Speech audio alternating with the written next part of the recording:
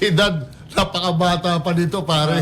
Mga ilang ano pa to, MVP tsaka championship. Tama. Masyado namang unfair yun, pare. Ito, tatanungin ko na lang kayo, mga katalakas, kailan ba na 2 points si Junmar?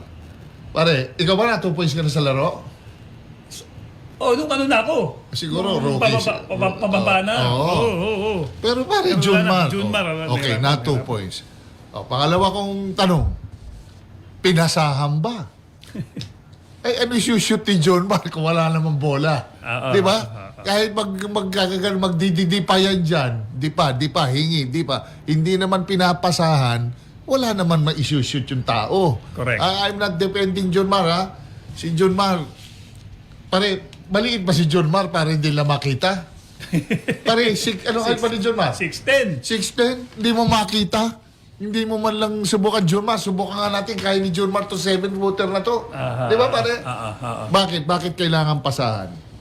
Ito Junmar, ano muna tayo, topic. Siyempre si Junmar sa akin bilang isang big man, kailangan i-establish mo yung post presence mo, yung inside game mo. Ito lang tapos na samahan na natin yung mga talakes natin na hindsight. Dapat binigyan nyo rin ng bola yung tao. Yung tao, he's a rhythm player Kaya pag uminit si Junmar, mga 2, 3, 4, 5 kabit-kabit yan pag umiscore. 3 points pa yan pagkakainitan Ginaganahan rebound, kinakabayo So sa akin, I would say na hindi naman nila pinasahan. Si Junmar cannot, he is a player na he's a very special player na hindi mo pwedeng si Junmar hahanapin niya yung laro niya out of the system. Si Junmar, you have to give him the bigyan mo siya ng pagkakataon na talagang nakarekta sa kanya ang play.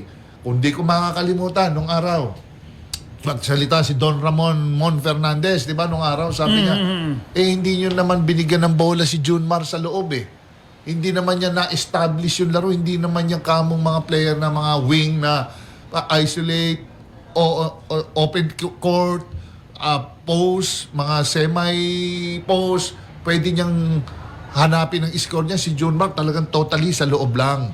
So yun ang napansin ko dun dito in defense of Junmar. And piniga pa siya ng todo sa pick and roll. So binigyan din si Junmar ng maraming iisipin.